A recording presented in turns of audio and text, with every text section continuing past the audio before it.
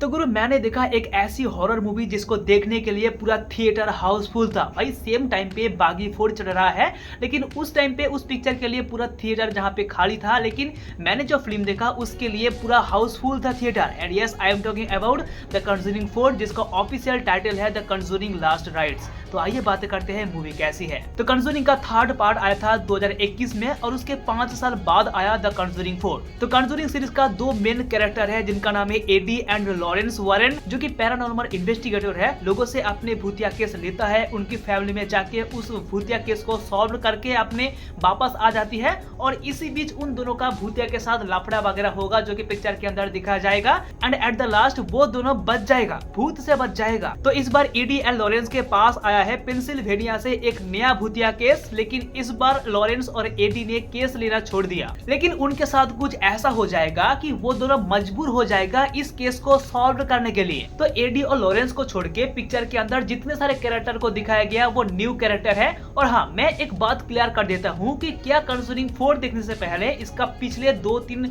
Part देखना जरूरी है? नहीं, कोई जरूरत नहीं है, क्योंकि ये फ्रेंचाइजी फिल्म है, कोई यूनिवर्स ना है। देखो, पिक्चर की कहानी बहुत ही सिंपल है। अगर तुमने ट्रेलर भी देखा होगा तो तुमको थोड़ा अंदाजा लग ही चुका होगा कि भाई पिक्चर के अंदर क्या ही स्टोरी होगा, लेकिन फिर भी तुम्हारी सेटिस्फैक्शन के लिए मैं थोड़ा बहुत बता ही देता हूँ कि पेंसिल्वेनिया की एक फैमिली को 2-3 भूत ऐसी है जो कि बहुत ही परेशान कर रही है। लेकिन इस बार ईडी और लॉरेंस ने केस लेना छोड़ दिया।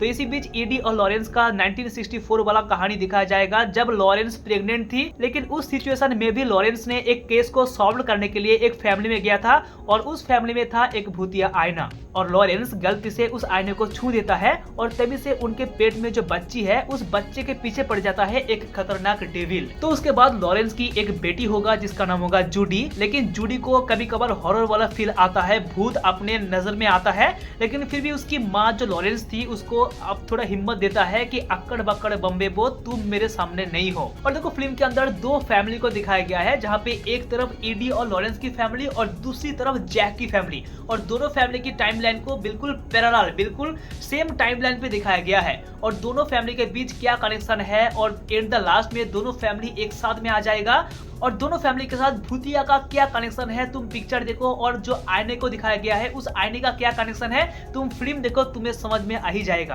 तो इसी के बीच छोटी मोटी हॉरर सीन को दिखा के तुमको डराने की कोशिश की जाएगी, पर सच कहूँ तुमको डर नहीं लगेगा। और हाँ, पिक्चर के अंदर एनाबेला डॉल को भी दिखाया गया, और मुझे लगता है कि एनाबेल डॉल को कंजूरिंग 4 में एज ए केमियो के रूप में लिया गया है, और यही एनाबेल डॉल है जिसको देख के तुमको थोड़ा डर लगेगा। और बाकी पिक्चर के अंदर जितने सारे भूतिया डेविल को दिखाया गया है उसको देख के तुमको डर बिल्कुल भी नहीं लगेगा, ऐसा लगेगा कि भाई बहुत ही फेंकुआ भाई है। तो क्या कंजूरिंग 4 में भूतिया कल्चर को भर भर के दिखाया गया? नहीं, उतना नहीं जितना तुम एक्सपेक्ट करोगे। और क्या कंजूरिंग 4 कंजूरिंग सीरीज का सबसे बेस्ट पार्ट है?